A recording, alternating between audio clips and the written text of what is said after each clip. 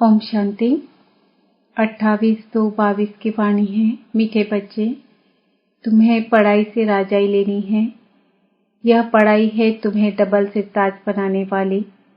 तुम अपने लिए अपनी राजाई स्थापन करते हो। प्रश्न, कौन सा कर्तव्य एक बाप का ही है जिसके लिए मनुष्य पुरुषार्थ तो बहुत करते लेकिन कर नहीं पाते हैं? उत्तर, पीसलेस वर्ल्ड को पीसफुल बनाना। यह काम केवल एक बाप का है। मनुष्य पुरुषार्थ करते हैं सब मिलकर एक हो जाएं, सारे विश्व में पीस हो। एक दो को पीस प्राइज भी देते हैं, परंतु उन्हें पता ही नहीं कि जब दुनिया में राम राज्य था तब पीस थी। अभी रावण राज्य है, यहाँ पीस हो ही नहीं सकती। ओम शांति। बच्चों के दिल में आया कि पारलौकिक बाप आया है लेने के लिए। कहाँ ले जाएगा? शांति धाम। फिर क्या होगा? जिन्होंने अच्छी रीति पढ़ा है वह सुख धाम में आएंगे। वहां आना है वाया मुक्ति धाम से। आत्मा समझती है कि बेहद का बाप सुख देने के लिए आया है। सारा दिन यह याद रह सकती है। जिन्हों को निश्चय नहीं वह यहाँ आ नहीं सकते। तुम ईश्वरी औलाद हो। बाबा भी समझते हैं मैं बच्चों के सामने आया हुआ हूँ। बरोबर कल पहले भी पतित भ्रष्टाचारी दुनिया में आए थे।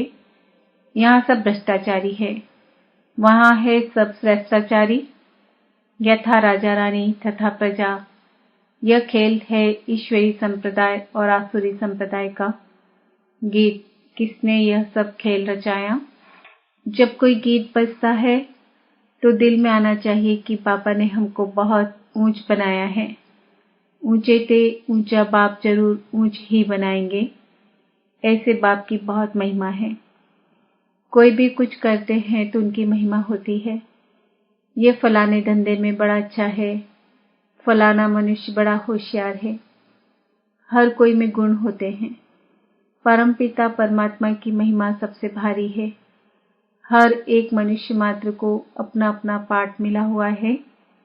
परमपिता परमात्मा को भी बड़े से बड़ा पाठ मिला हुआ है।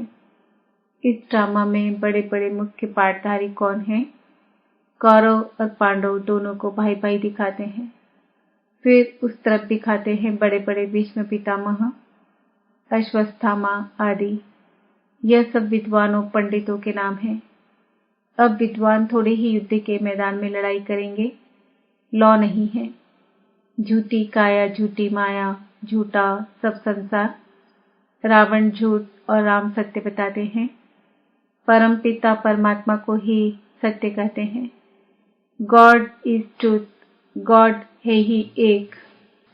बाकी जो रचता और रचना के बारे में समझाते हैं वह सब है झूठ। यह सब ज्ञान की बातें हैं। ज्ञान में सच क्या है, झूठ क्या है, वह बाप आकर समझाते हैं। भारत का गीता ज्ञान तो प्रायः लोप हो गया है। बाकी आटे में नमक मिसल कुछ निशानियां हैं। बाप कहते हैं मैं आकर बच्चों को वेदों शास्त्रों का सार समझाता हूँ। गीता है मुख्य, जिसमें ही भगवान उवाच है। बाप कहते हैं तुमने श्री कृष्ण भगवान का नाम लिख दिया है, परंतु बाप आकर समझाते हैं जिसको तुम भगवान कहते हो वह सतयुग का फर्स्ट प्रिंस है। वह पहले पहले मेरे से विदाई ले मुक्ति धाम से आया था सतयुग का प्रिंस बनने। अच्छा, श्री कृष्ण की इतनी महिमा है, उनका बाप भी तो होगा ना। जैसा बाप वैसा बच्चा। श्री कृष्ण के बाप की महिमा कहाँ गई? उसने किससे वर्षा लिया? श्री कृष्ण है सतयुग के आदि का। स्वयंवर के बाद लक्ष्मी नारायण बने हैं। कितने धनवान थे, इतना धन उन्हों के पास कहाँ से आया? इस समय तो कुछ भी नहीं है। क्या हुआ? इतने पदार्थ कहाँ से और कैसे मिले, किसने दिया? तुम बच्चे जानते हो कि बेहद के बाप ने पढ़ाया। इस पढ़ाई से बरोबर तुम सतयुग के राजा बनने वाले हो। वह जो अल्पकाल के लिए विकारी राजाएं बनते हैं वह कोई नॉलेज से नहीं बनते हैं। जो बहुत दान पुण्य करते हैं वह जाकर साहूकार घर में जन्म लेते हैं। यहाँ तुम पढ़ाई से राजा महाराजा बनते हो, सो भी डबल सिरताज। तो कहते हैं, सब कुछ करके अपने आप छिपाया, तुम जो बच्चे हो जानते हो बाप ने राज्य दिया था, बड़े सुखी थे। देवताओं का पूजन कितना अच्छा होता है। पूजन देखना हो तो श्रीनाथ द्वारे जाओ। देवताओं के जड़ चित्रों पर इतना माल चढ़ाते हैं, तो खुद जब मालिक होंगे तो क्या नहीं खान पान होगा। नई दुनिया है ना, नई खेती माल अच्छा देती है, पुरानी होने से ताकत कम हो जाती है। तुम बच्चों ने साक्षात्कार किया है, बाप समझाते हैं ऐसे था ना, फिर क्या हुआ। तुम्हारे ऊपर 5 विकारों रूपी माया आकर चटकी और तुम कांटे बनते गए। बबुल का झाड़ होता है ना, उसमें कांटे बहुत होते हैं, उसको कहा जाता है कांटों का जंगल। इस समय एक एक मनुष्य कांटा है, काम कटारी चलाते रहते हैं। माया के चटकने से रावण राज्य हो गया है। तुम हो गुप्त वेश में, किसको भी पता नहीं। तुम बच्चे अभी कल्प पहले मुआफिक श्रीमत पर चल रहे हो। सिर्फ कल्प पहले मुआफिक नहीं, कल्प कल्प के मुआफिक। तुम बैठ बाप से राजयोग की शिक्षा सीखते हो। तुम हो नॉन वायलेंस, तुम अननोन हो। तुम अपने को जानते हो, दुनिया तो नहीं जानती। ये शक्तियां गुप्त रीति योग बल से विश्व पर अपनी दैवी राजाई स्थापन कर रही है। तुम हर एक अपनी बादशाही लेने का पुरुषार्थ करते हो। वह सिपाही लोग लड़ते हैं अपने बादशाह के लिए, परंतु तुम अपने लिए सब कुछ करते हो। भारत को ही गोल्डन एज बनाते हो। जो जो बनाते हैं वही आकर फिर राज्य करेंगे। गोया तुम भारत की सेवा करते हो गुप्त। जो करेंगे वही फल पाएंगे।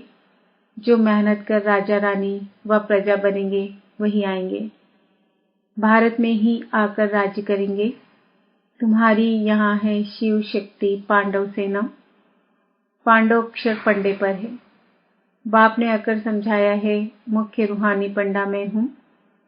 पांडवों में मेल्स भी है तो फीमेल्स भी है।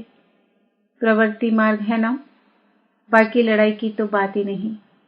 शास्त्रों में तो क्या क्या बैठ लिखा है, कितने नाम दिखाए हैं। बाप बैठ समझाते हैं यह सब ड्रामा की नून है। कहते हैं भक्ति से भगवान मिलेगा। भक्ति का फल देना यानी सद्गति करना। फिर सत्युग में भक्ति आदि होती नहीं। संन्यास धर्म को तो बहुत थोड़ा टाइम हुआ है। स्वर्ग में यह आ न सके। अभी तुम जानते हो कि स्वर्ग में किसका राज्य था, कौन सा धर्म था। बाप आकर देवी देवता धर्म स्थापन करते हैं तो फिर और धर्मों का विनाश होता है। तुम ईश्वरी संप्रदाय के हो, वह है आसुरी संप्रदाय। यह है ही पतित दुनिया। अभी तुम सब कहेंगे हम ईश्वर की औलाद हैं। ईश्वर कौन है? वह निराकार शिव है, ब्रह्मा नहीं। लोग समझते हैं ब्रह्म ही ईश्वर है। अब तुम ब्रह्म को परमपिता परमात्मा थोड़े ही कहेंगे। अपने को ईश्वर कहते हैं, नाम रख दिया है ब्रह्म ज्ञानी।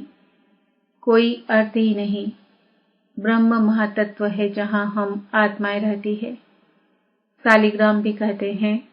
रुद्र यज्ञ जब रचते हैं तो परम पिता परमात्मा का बड़ा शिवलिंग और छोटे छोटे शालिग्राम बनाते हैं, परंतु ऐसे है नहीं। परमात्मा बड़ा और आत्माएं छोटी नहीं। उनको कहा जाता है परम पिता परमात्मा, सुप्रीम सोल, परम धाम में रहने वाली आत्मा।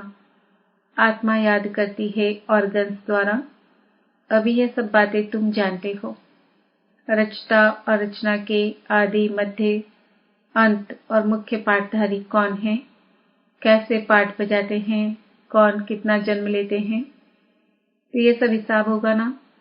परंतु इनमें भी जाने की दरकार नहीं। बाप कहते हैं बच्चे, यह है तुम्हारा धर्माऊ जन्म। 84 जन्म तो ठीक है, यह है धर्माऊ कल्याणकारी जन्म। अभी हमारा कल्याण होने वाला है, इसलिए यह कल्याणकारी जन्म और कल्याणकारी युग कहा जाता है। इस संगम का किसको पता नहीं है। संगम को युगे युगे कहा है तो 4 संगम रख दिए हैं। बाप कहते हैं नहीं, यह तो उतरती कला के हैं। सतयुग से त्रेता होगा तो 2 कला कम होगी, फिर द्वापर से और कम हो जाएंगी। पतित बनते जाते हैं। यह है वैरायटी धर्मों का झाड़। कितनी भाषाएं हैं, कितनी अशांति है। अब तुम बच्चे जानते हो, स्वर्ग में अशांति हो नहीं सकती। यहाँ बहुतों को पीस प्राइज मिलती है। पीस तो है नहीं, पुरुषार्थ करते हैं मिलकर एक हो जाएं। पोप भी कहते हैं कि वननेस हो जाए, सभी ब्रदर्स हैं, परंतु आपस में बनती क्यों नहीं है। उन्हों को ड्रामा का तो पता नहीं है। जब दुनिया में एक राम राज्य था तो पीस थी, अभी तो रावण राज्य है, अनेक धर्म हैं। अब इस पीसलेस को फिर से पीसफुल बनाना एक बाप का ही काम होगा ना। यह तो दुनिया का प्रश्न है ना। वर्ल्ड के फादर को फुरना रहेगा ना। बाप कहते हैं मैं ही वर्ल्ड को पीस में लाता हूँ। भारत में पीस थी ना।